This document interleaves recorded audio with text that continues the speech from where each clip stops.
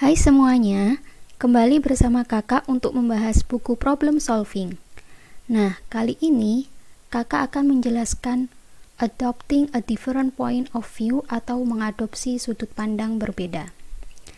Jika kita sangat kesulitan dalam menyelesaikan masalah dengan cara biasa, terkadang kita perlu melihat masalah tersebut dari sudut pandang yang berbeda. Oke, langsung saja kita ke contoh dalam kehidupan sehari-hari. Yang pertama, mencari seseorang di tempat yang ramai. Misalkan saja kita pergi ke festival bersama teman. Lalu tiba-tiba kita kehilangan teman kita dan mencarinya di tengah keramaian. Maka akan lebih mudah menemukannya jika kita melihat keramaian itu di tempat yang lebih tinggi di sekitar festival tersebut. Selanjutnya, menentukan banyak permainan dalam turnamen. Misalnya, menghitung permainan dalam turnamen tenis sistem gugur yang dimulai dengan 25 pemain. Itu sulit jika dilakukan dengan membuat diagram turnamen, kemudian menghitung pemenang di setiap putaran sampai mencapai satu pemenang. Baru kita menghitung jumlah permainannya. Akan lebih efisien lagi jika kita menghitung berapa banyak yang kalah dalam turnamen. Karena satu pemain dieliminasi setiap kali permainan dimainkan, maka harus ada 24 pertandingan untuk memiliki 24 orang yang kalah. Selanjutnya, menentukan banyaknya peserta yang datang dalam suatu acara besar. Menghitung anggota yang hadir tidak akan mudah, karena ada banyak kursi yang kosong yang tersebar di seluruh auditorium. Mengabsen peserta yang hadir pun bukan ide yang bagus.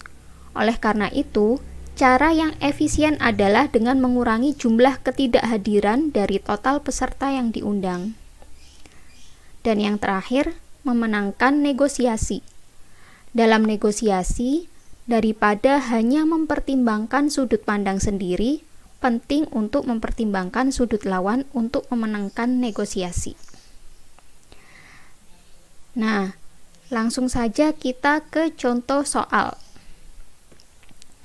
Contoh soal yang pertama, tentukan nilai dari operasi berikut jika X sama dengan 6, X min 10 kali X min 9 kali X min 8 dan seterusnya sampai X min 3 kali X min 2 kali X min 1. Kita lihat dulu nih dengan cara biasa. Biasanya kita langsung aja mensubstitusikan X sama dengan 6. Jadi 6 min 10, kemudian dikali 6 min 9, kali 6 min 8, dan seterusnya sampai 6 min 3, 6 min 2, dan 6 min 1. Lalu dihitung 6 min 10 min 4, dikali min 3, dikali min 2, dan seterusnya sampai dikali 3 kali 2 kali 4 kali 5. Baru kita menghitungnya. Bagaimana dengan cara sudut pandang yang berbeda?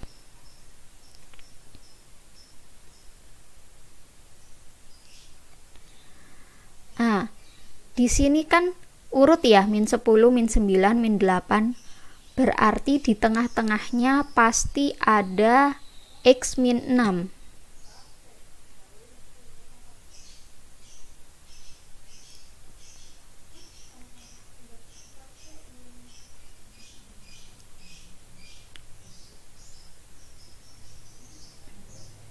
Seperti ini.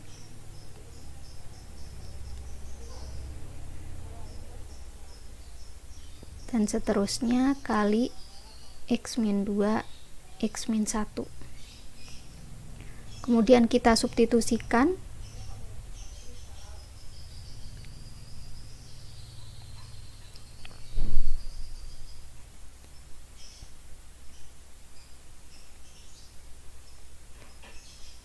Nah, ini udah kelihatan nih.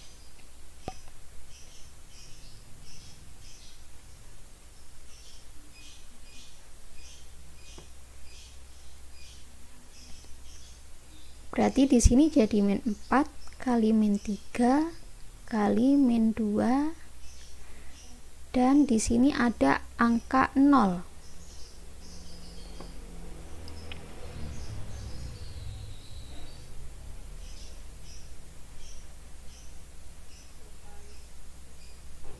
Nah, 0 jika dikalikan dengan bilangan apapun pasti hasilnya akan 0.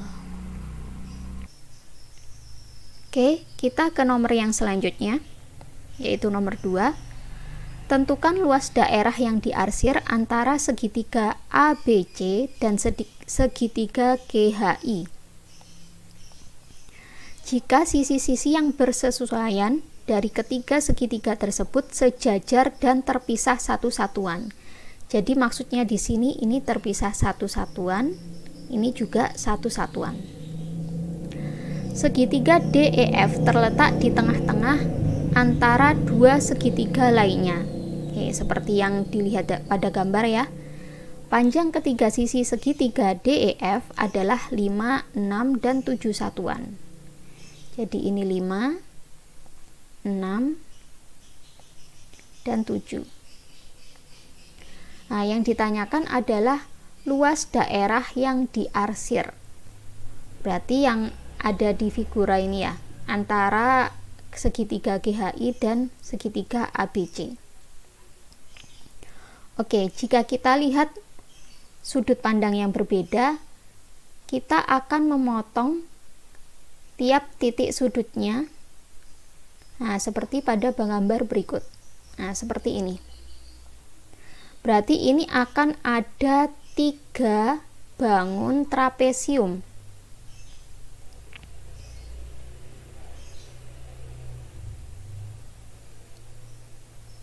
Oke, kakak ambil satu trapesium di sini, kemudian kakak gambarkan.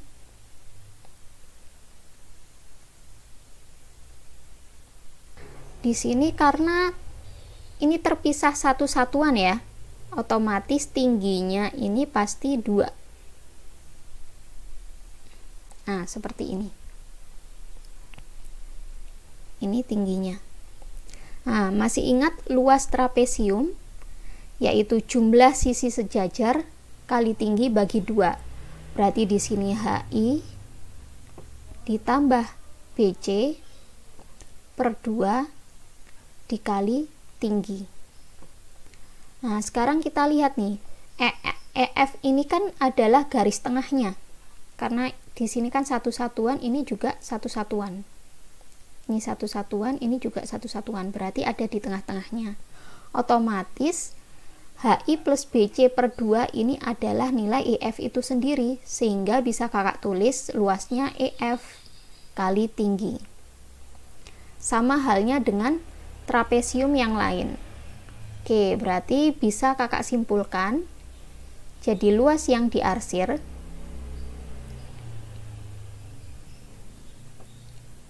sama dengan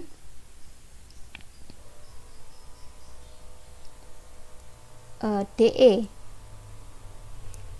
kali tinggi. Jadi trapesium 1, 2 tambah 3 ya, ditambah EF kali tinggi ditambah DF kali tinggi. Oke, dari sini tinggal kita masukkan aja. DE nya tadi 5 kali tingginya 2 ditambah ini 6 kali 2 tambah 7 kali 2. Oke, langsung aja 10 tambah 12 tambah 14 sama dengan 36. Gampang bukan? Oke, kita lanjut ke contoh soal yang ketiga. Berapa nilai terbesar dari operasi berikut? AB plus BC plus CD plus AD. Jika A, B, C, dan D memiliki nilai 1, 2, 3, dan 4, tapi tidak harus dalam urutan tersebut. Nah, maksudnya A-nya bisa 1, B-nya 2, C-nya 3, D-nya 4, atau A-nya 2, atau B-nya yang 2, atau C-nya yang 2, itu terserah, tidak berurutan. Pokoknya antara angka 1, 2, 3, dan 4. Oke, kalau kita menggunakan cara yang biasa, tinggal kita substitusikan.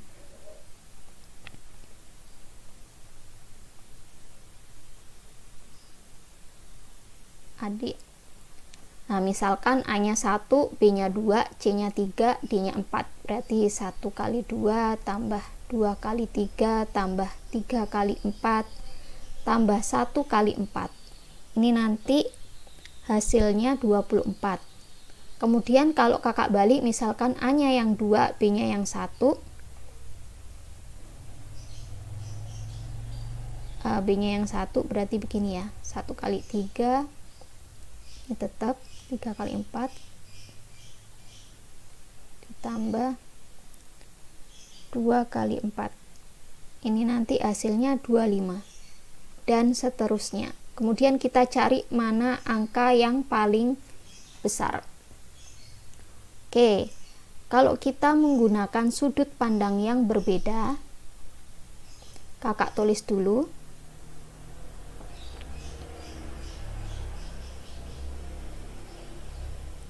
Nah, di sini sama-sama punya B nih. B-nya bisa kakak keluarkan, B kali A plus C ditambah, ini sama-sama punya D, berarti D-nya bisa kakak keluarkan, D kali C plus A. Nah, A plus C dan C plus A itu kan sama besar nilainya, bersifat komutatif ya.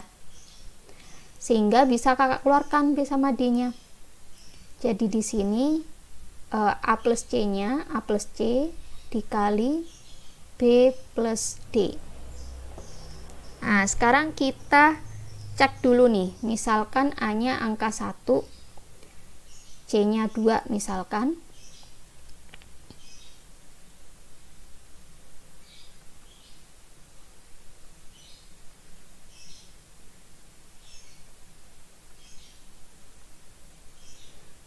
A-nya 1, C-nya 2 dikali B-nya 3, D-nya 4.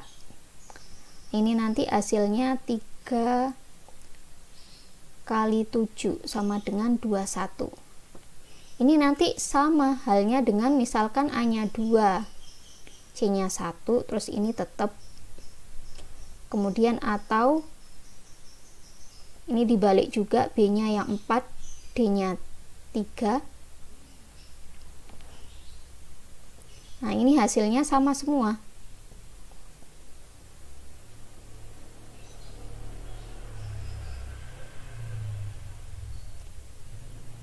Hasilnya yaitu 21 juga. Jadi kita nggak perlu cari angka-angka ini. Yang kita perlu cari yang berbeda aja. Misalkan A-nya yang 1, C-nya yang 3. Nah, ini beda. Berarti sisanya B-nya 2, D-nya 4 ya. Berarti di sini 4 kali 6 24, lebih besar. Kemudian kita cari lagi. Misalkan A-nya 1 tetap, C-nya yang 4. Ini berarti 2, 3. Berarti 5 kali 5 sama dengan 25. Nah, udah, gak ada lagi ya. Sehingga dapat kita lihat nih, nilai yang terbesar adalah 25. Oke, langsung saja kita lanjut.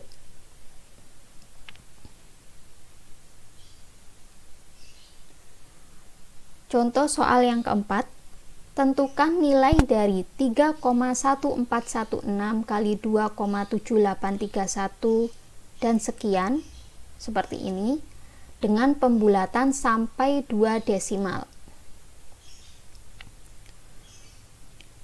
Oke, kita coba lihat dulu nih. Semua bilangan ini dikalikan oleh 3,1416. Ini yang sama. Nah, ini bisa kakak misalkan A jadi variabel seperti ini.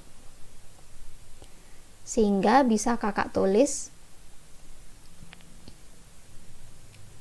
ini 2,7831 kemudian ditambah 12,27 dikurangi 5,0531, semuanya dengan variabel A. Nah, seperti ini. Nah, kalau seperti ini kan enak nih, bisa kita hitung ya. Tahu kalau pengen lebih paham, hanya bisa kakak keluarkan seperti ini.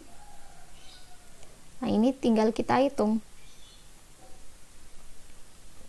12,27, misalkan penjumlahan dan pengurangan desimal.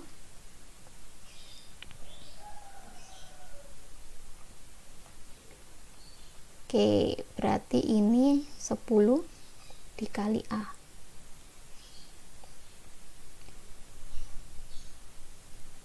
Terus kakak tulis lagi A-nya tadi 3,1416 dikali 10. Nah, gampang, tinggal 31,416. Karena pembulatan 2 desimal, jadi hampir sama dengan 31,42.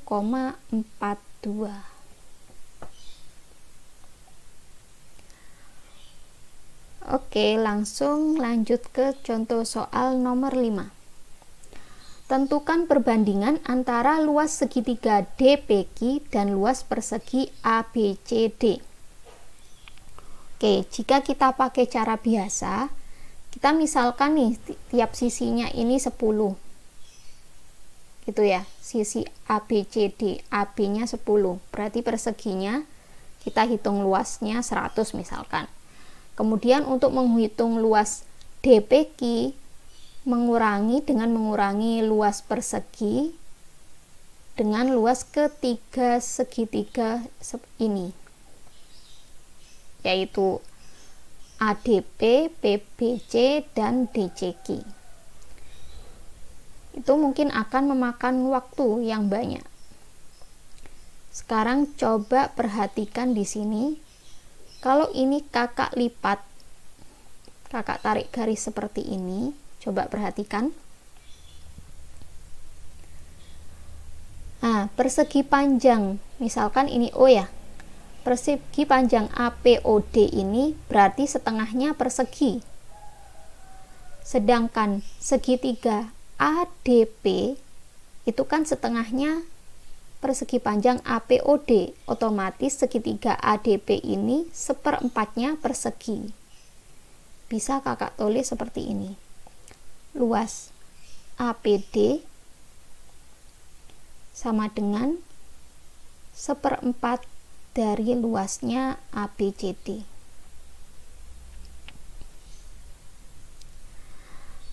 Sama halnya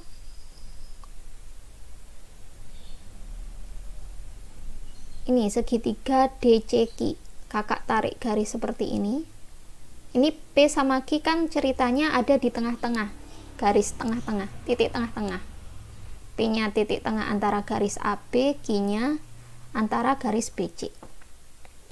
Otomatis ini sama. Jadi luas DCQ seperempat dari luas ABCD. Nah, sekarang coba perhatikan segitiga PBQ. Sebelumnya perhatikan persegi ini dulu nih. PBQ X misalkan. Nah, persegi ini seperempat dari persegi ABCD.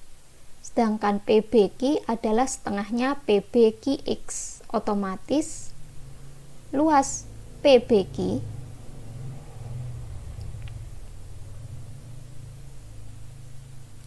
sama dengan seperlapannya luas ABCD. Sehingga dapat kita tulis nih perbandingan ya. Berarti luas DPQ per luas ABCD sama dengan, ini luasnya persegi, kakak misalkan 1,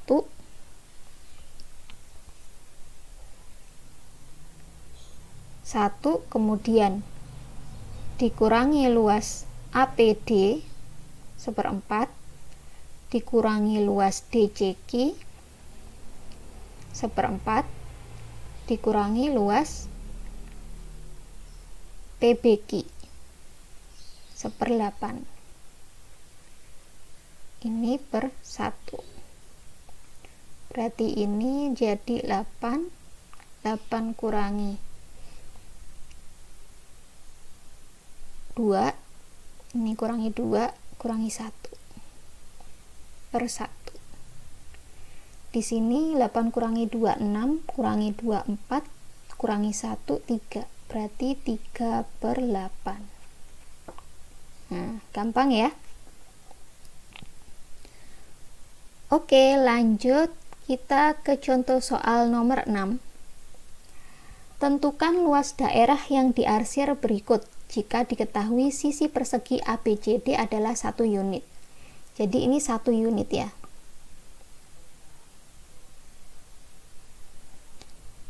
Ini panjangnya 1 unit. Oke. Kakak tarik garis dulu diagonal. Berarti ini daerah Y misalkan. Kalau cara biasa kita bisa mencari daerah Y ini dengan mengurangkan luas DAEC, ini seperempat lingkaran, dikurangi luas segitiga ADC. Jadi luas AECD dikurangi luas segitiga ADC, sehingga ketemu Y, baru kita tambahkan Y lagi, atau kita kalikan 2, karena ini kan sama daerah ini dan daerah ini.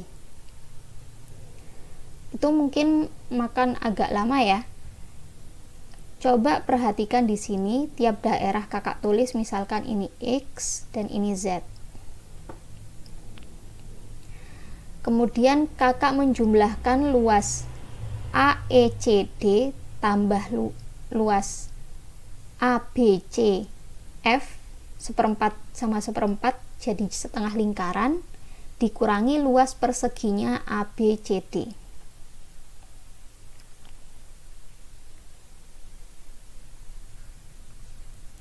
Oke, luasnya AECD ditambah luasnya AFCB dikurangi luas ABCD. Ini berarti luas setengah lingkaran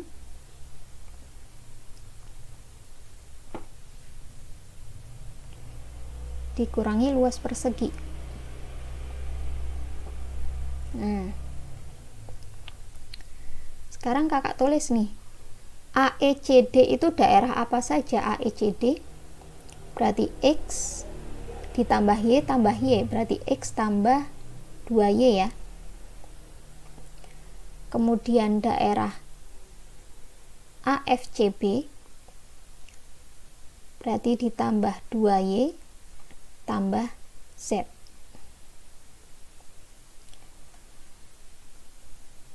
Terus dikurangi ABCD. ABCD itu daerah X tambah 2Y tambah Z. Nah, seperti ini. Oke. Luas seperempat lingkaran, setengah lingkaran, berarti setengah pi R kuadrat. Setengah kali pi, karena 1 unit berarti R-nya 1 ya. R kuadrat. Dikurangi luas persegi kurangi 1 kuadrat. Nah, seperti ini. Oke, ini jadi X plus 4Y plus Z minus X minus 2Y minus Z. Ini sama dengan pi per 2 dikurangi 1.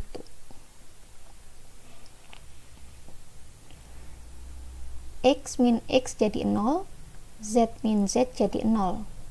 4Y min 2Y, jadi 2Y. 2Y nya sama dengan pi per 2 min 1. Di sini yang dicari adalah daerah diarsir, yaitu 2Y itu sendiri. Berarti udah ketemu nih jawabannya. Pi per 2 min 1 hasilnya. Oke, langsung kita lanjut ke contoh soal nomor 7.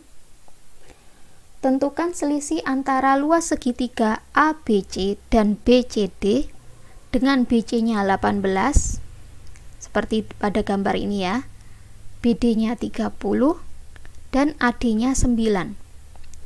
Jika kita menggunakan cara yang biasa, kita harus mencari CD dulu nih, baru kita kurangkan luasnya.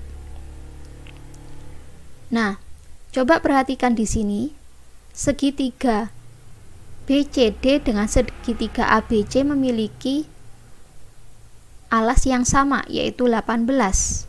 Jadi seharusnya sebenarnya selisihnya tinggal saja seperti ini, setengah. Kan luas segitiga itu setengah alas kali tinggi, setengah kali 18. Nah, kali selisih tingginya yaitu 9. Sama dengan 81. Kok bisa, Kak? Nah, Kakak jabarkan dulu. Kakak tuliskan luasnya ABC dikurangi luas BCD.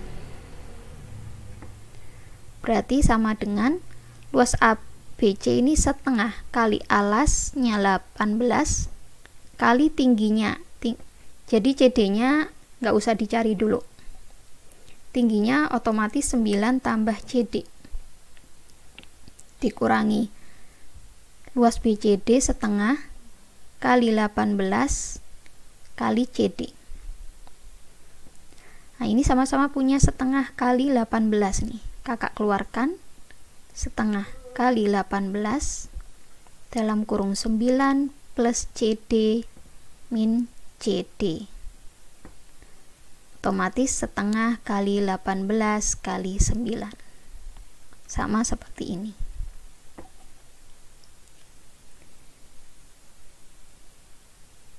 Oke, kita lanjut ke soal berikutnya. Fidelio diberi 4 buah rantai, masing-masing terdiri dari 3 mata rantai, seperti ini. Tunjukkan bagaimana keempat potong rantai ini dapat dibuat menjadi rantai melingkar dengan membuka dan menutup paling banyak 3 mata rantai. Kalau kita pakai cara biasa, misalkan ujung-ujungnya ini kita potong, kita buka, kemudian kita gabungkan, ini juga digabungkan, kemudian ini digabungkan dengan ini. Berarti kan minimal ada 4 rantai yang harus dibuka dan ditutup. Padahal dalam soal minimal harus 3 mata rantai. Maka caranya tinggal kita buka salah satu rantainya, misalkan rantai putih ini kita buka semuanya, kemudian kita gunakan untuk menggabungkan ketiga rantai lainnya. Jadi hasilnya seperti ini nih. Nah, otomatis rantai yang dibuka dan ditutup cuma 3, yaitu putih ini aja.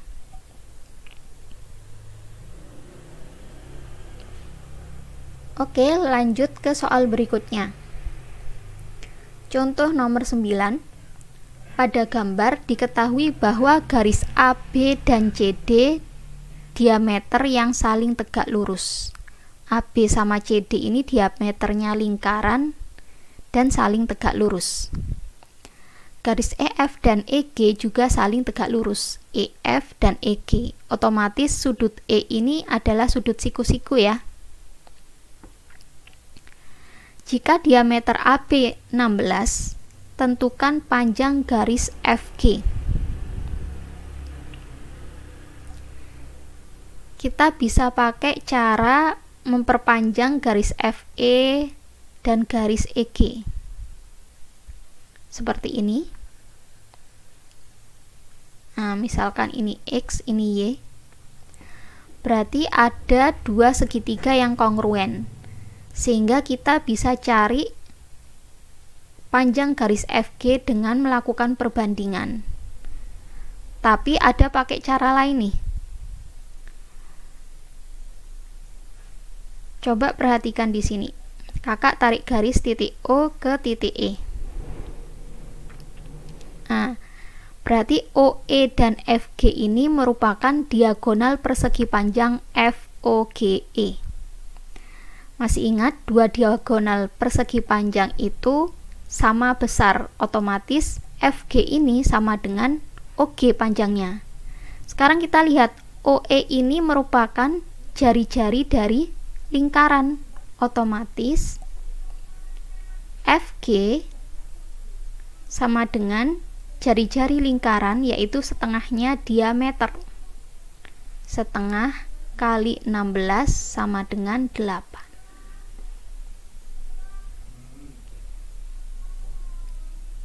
Oke, kita lanjut ke contoh soal nomor 10. Diketahui akan dibentuk suatu bilangan 4 digit yang terdiri dari angka 3, 5, 7, dan 9. Berapa peluang bilangan tersebut adalah bilangan prima? Nah, kalau kita pakai cara biasa, kita biasanya menyusun dulu nih angka-angkanya. Misalkan 3579, kemudian 5379, dan seterusnya. Baru kita mencari di mana angka-angka tersebut mana yang prima. Nah, sekarang perhatikan dulu. Coba kita jumlahkan ke 4 digitnya. 3 tambah 5 tambah 7 tambah 9. Ini sama dengan 24. Nah, dari sifat-sifat khusus pembagian bilangan bulat seperti ini, suatu bilangan terbagi oleh 3 jika dan hanya jika jumlah angka-angkanya terbagi oleh 3. Di sini jumlah angka-angkanya, digit-digitnya itu 24, bisa dibagi 3. Otomatis apapun bilangannya, pokoknya yang terdiri dari 4 digit itu pasti dapat dibagi oleh 3. Berarti gimana? Berarti tidak ada bilangan yang merupakan bilangan prima, karena bilangan prima itu hanya bisa dibagi 1 dan bilangan itu sendiri. Jadi peluangnya adalah 0.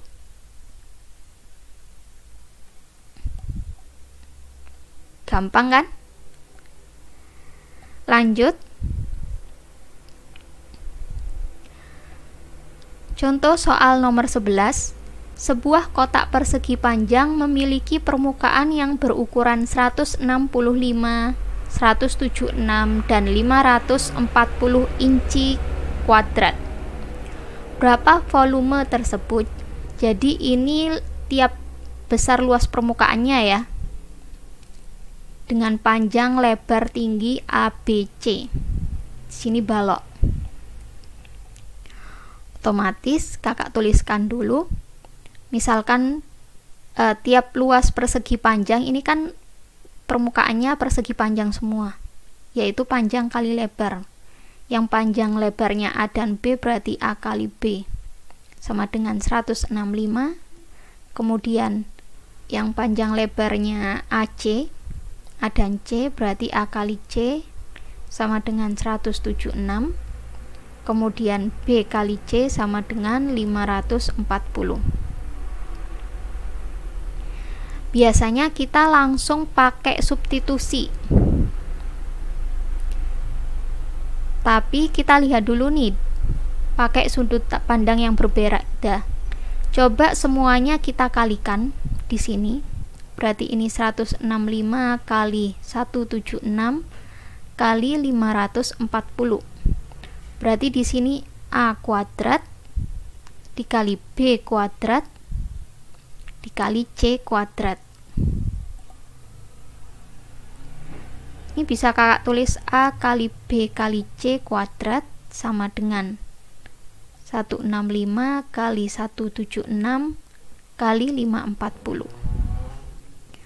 Berarti ABC nya akar dari 165 kali 176 kali 540 sama dengan sekitar 3960. Nah, yang ditanyakan adalah volume.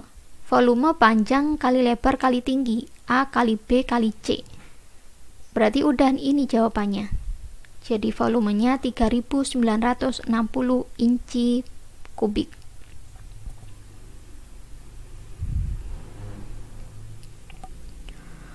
Oke, contoh soal yang terakhir. Carilah nilai X pada persamaan berikut. X min 3 pangkat 3 plus X min 7 pangkat 3 sama dengan 2X min 10 pangkat 3. Nah, untuk soal ini, coba screenshot dan kerjakan sendiri dulu. Baru kalian bisa lihat video shortnya di playlist yang linknya ada di deskripsi ya. Oke, sampai di sini dulu video strategi mengadopsi sudut pandang berbeda. Insya Allah, untuk video selanjutnya kakak akan menjelaskan strategi solving a simpler analog problem atau memecahkan masalah analog yang lebih sederhana. Jadi maksudnya soal tersebut itu dianalogikan ke soal yang lebih sederhana yang bisa kita pecahkan. Oke, have a nice day dan sampai jumpa. Dadah.